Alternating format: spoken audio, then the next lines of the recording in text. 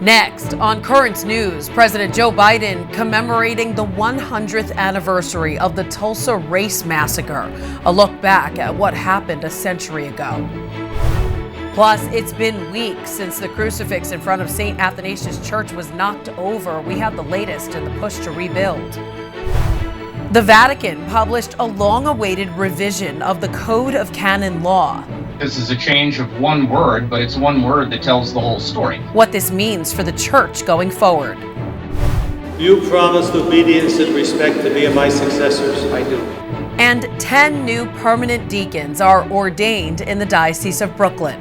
The news starts right now.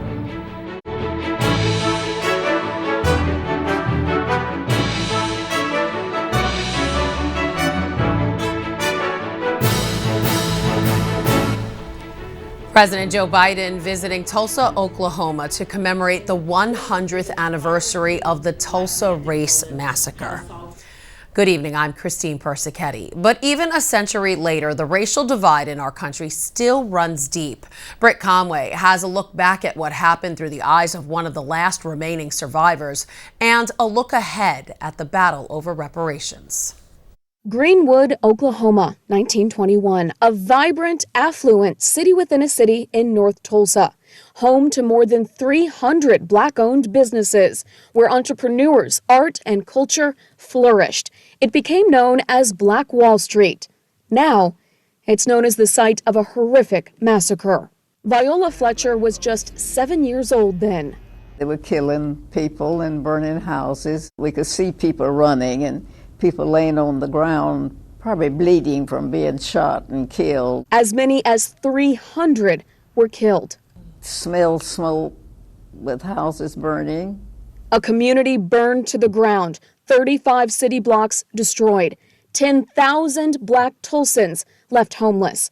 For decades, there have been calls for reparations. The generational wealth that you have today, the land that you have today, all of that began with all that destruction. But now, with Democrats controlling the U.S. House and Senate, a renewed hope. Half a city block is all that's left of Greenwood now, and it's mostly white-owned. But for Viola, the loss, the fear remain. I'm afraid that something like that might happen again. I'm Britt Conway, reporting. A man is in custody for punching an Asian American woman in Chinatown. It's the latest in a disturbing trend of hate crimes in New York City. Assemblywoman Yuli New, who represents the Manhattan area, posted this video on her Twitter feed of the incident. It shows the 55-year-old victim being punched in the face in an unprovoked attack.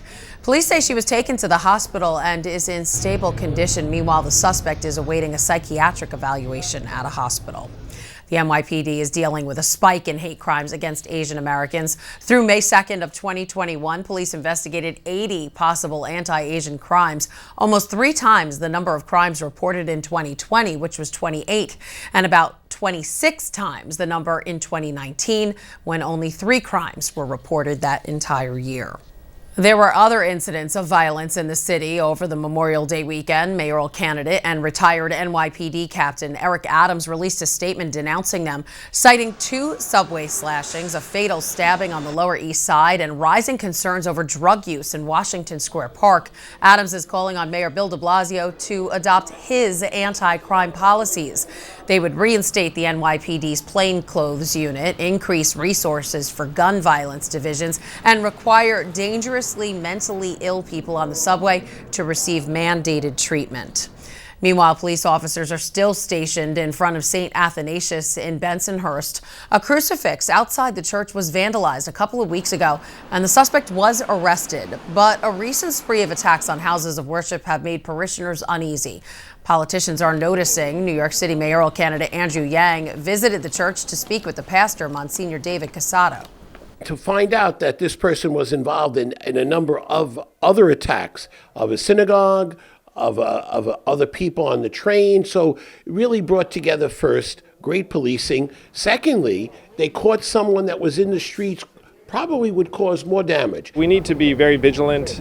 We need to make sure that anyone who does do something destructive, particularly in a house of worship, that means so much to so many New Yorkers gets apprehended immediately, and we send a very clear message. There's no place for hatred of any kind in the city, and I know that law enforcement is going to be right there making it happen. Andrew Yang will be participating in the next Democratic mayoral debate Wednesday night. Currents News invited Yang and all the other mayoral candidates in the race this year to sit down with me one-on-one. We haven't yet heard if that invitation will be accepted. Now, if you'd like to help rebuild the crucifix at St. Athanasius, head on over to GoFundMe.com and search Help Restore St. Athanasius Church. This morning, the Vatican published a long-awaited revision of the Code of Canon Law. The revised section addresses the protection of children and investigations into sexual abuse. Pope Francis said over the years it became clear that the code's description of crimes and penalties needed to be modified. When the revisions go into effect at the end of this year, they will include explicit descriptions of sexual abuse, including child pornography. They also acknowledge that adults, not only children, can be victimized. Another key point, the code outlines more stringent actions of a bishop or superior in handling allegations. The revision has been years in the making. In 2009, Pope Benedict had asked to begin the project. So what exactly does this mean for us Catholics? John Allen, editor of Crux, joins us now to break it down for us. And John, one thing that really stood out to me was the revision that tells bishops and superiors they must punish someone guilty of an offense rather than they can punish. It seems like a small but significant change. Your thoughts? Hey, Christina, I think it is, I think you're exactly right. I think this is a change of one word, but it's one word that tells the whole story. The revision of the Code of Canon Law, the last one we had was in 1983. It came after the Second Vatican Council. And it very much focused on the idea that we want to avoid punishment whenever possible. We want to be merciful and pastoral. And it therefore left tremendous discretion in the hands of bishops as to whether to launch legal procedures and impose punishments or whether not to do that. And in the time since, we have seen the disastrous consequences of that. And so now it is much more clear that bishops and other superiors are not simply able to impose punishment on crime, but they are obligated to do so. I think that's a pretty significant change. Absolutely. And along those lines, among the 6 or 7 new crimes added, the code now contains a provision for the crime of failing to report abuse cases to the proper authorities. How is this different from 2019 when Pope Francis had already made reporting mandatory for bishops? Well, it includes it in the Code of Canon Law. So, in other words, the law of the Church now reflects what was already the practice decreed by Pope Francis in his document Vos Estis Lux Mundi in 2019. It's been, of course, basically 40 years since we last updated the Code of Canon Law. There's a lot of edicts popes have issued in the meantime that had to be incorporated into this document, and this is one of them. In theory, it has now been 2 years since reporting has been the law of the land in the Catholic Church.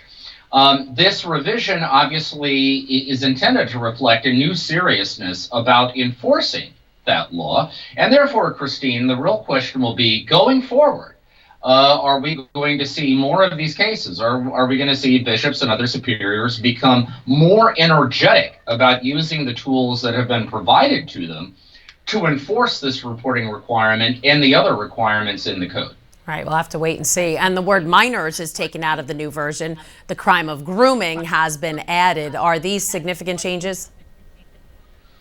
Well, the Vatican had already gone away in many ways from using the word minor because, of course, different cultures have different legal standards about what counts as a minor. And so that term had become a bit passé when you're trying to put together policy for a global church. John Allen, editor at Crux, thanks for your analysis. You bet. The Diocese of Brooklyn has 10 new deacons. They were ordained over the weekend at the Co-Cathedral of St. Joseph. Currents News' Emily Drewby was at the ceremony in Prospect Heights.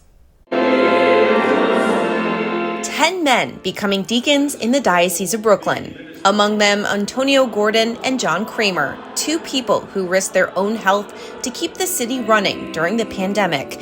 John, a teacher at Archbishop Malloy High School, and Antonio, a nurse with 40 years in healthcare. Just being in the field where you can make a difference for people, accompany them in their plight and their pains, has been really uplifting. Now they'll both continue to make a difference in people's lives. Do you promise obedience and respect to be my successors? I do. As deacons. I really hope to witness my faith and communicate what the church has to offer everyone. Both studying and preparing for this moment during the pandemic, but nothing would stop them. It was a really long journey. Just always felt the tapping from God and needed to answer it. I'm just so grateful that I'm having the opportunity to serve God. 8 other incredible men ordained to the permanent diaconate over Memorial Day weekend at the Co-Cathedral of St. Joseph, all with different jobs and backgrounds, like Robert Fedorovich, who immigrated here about 20 years ago from Poland. I'm speechless. I'm just, thinking what the next day will bring and pray that I will fulfill God's will. The permanent diaconate means they'll stay deacons and are not on the path to priesthood. I do. As Bishop Nicholas DiMarzio explains, they're an essential part of a parish. They represent God's people, and they can relate to people. They are in the parishes. They're the stability sometimes in the parishes. Many times the pastors move, curates move, but they stay. They live there. That's their commitment. They can baptize, witness marriages, distribute Holy Communion, teach the faith, and more. It's not easy to get to this point. It takes years of studying and hard work, but surrounded by family, friends, and clergy, that hard work paid off. In Prospect Heights, Emily Druby, Currents News. Congrats to them. And as you saw in Emily's story, Catholic churches in Brooklyn and Queens are starting to return to normal and fill up. With the state relaxing pandemic restrictions, Brooklyn's Bishop Nicholas DiMarzio issued the following guidelines. Churches can reopen at 100% capacity. However, social distancing is still required for those who are not vaccinated. Masks are still mandatory for the unvaccinated, but everyone will be encouraged to wear them while in church. And Holy Communion will continue in the form of bread only, with no shared cups. Receiving in the hand is recommended. There's a lot more news headed your way. A Catholic procession is attacked.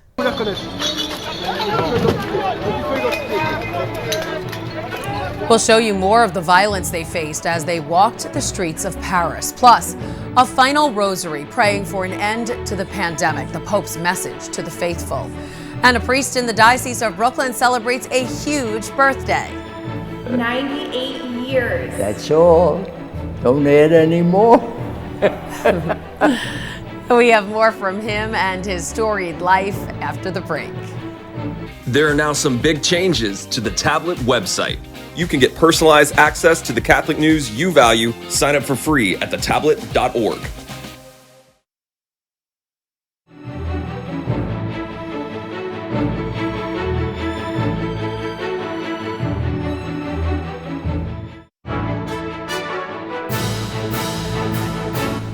The Archbishop of Paris is blasting attacks on Catholics as they took part in a procession.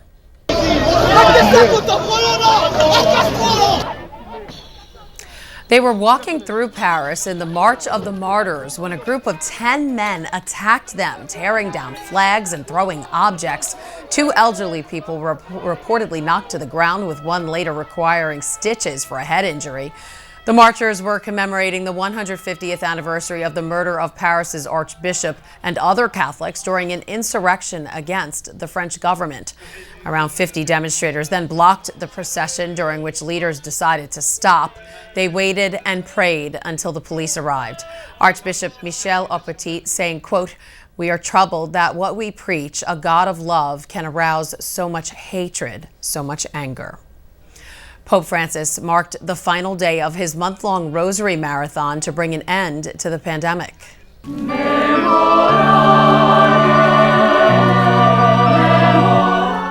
The Holy Father chose the Vatican Gardens for the final prayer, where an open-air shrine was prepared for the image of Our Lady Untier of Knots. During the Rosary, His Holiness asked Mary to untie 5 knots of the health crisis, loneliness, unemployment, domestic violence, scientific progress, and the future of pastoral care.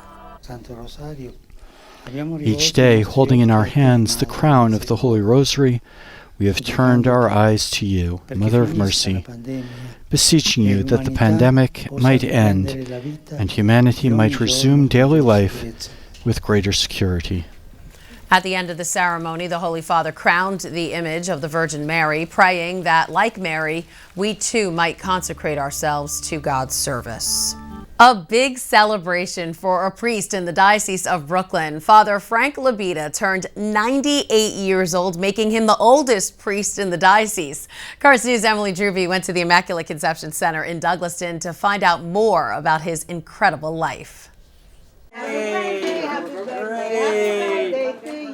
Everywhere Father Frank Labita went, he was greeted with birthday wishes. Thank you. A big party for a big day. I'm the happiest guy in the world. Turning 98 years old, making him the oldest priest in the Diocese of Brooklyn.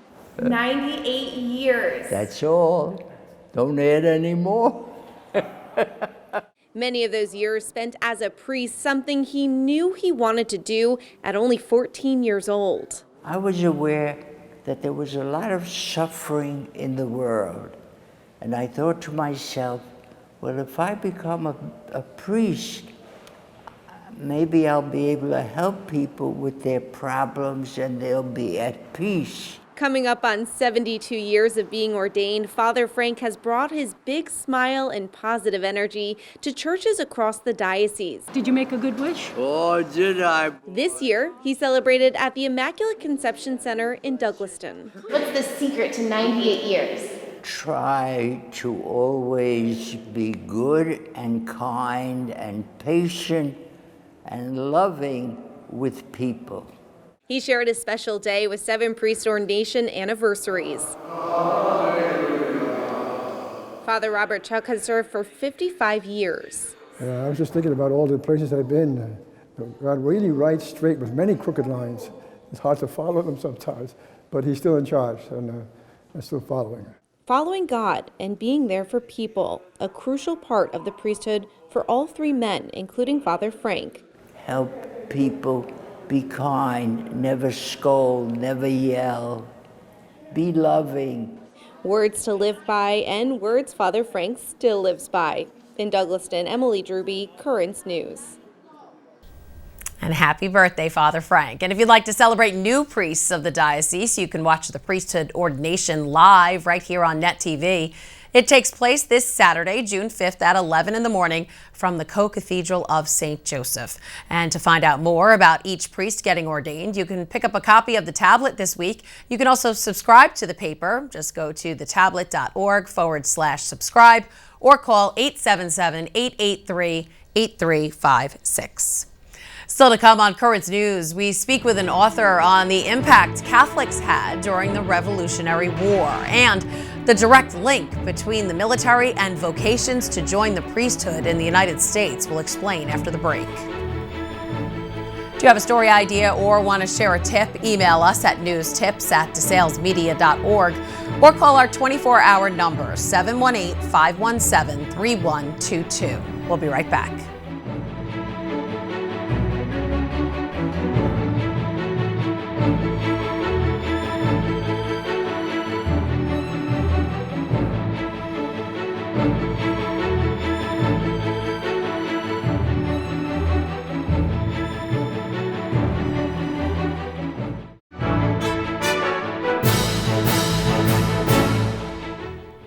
Here at Currents News, we're still honoring those who died for our country. And today, we're talking to the author of a new book called Liberty's Lions. The book recounts how Christians had to overcome widespread prejudice while fighting for America's independence.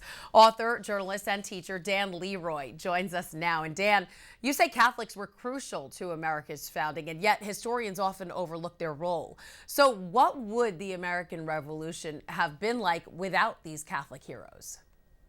Well, Christine, the numbers will tell you that 24 to 30,000 patriots or Catholics were around during the Revolutionary era.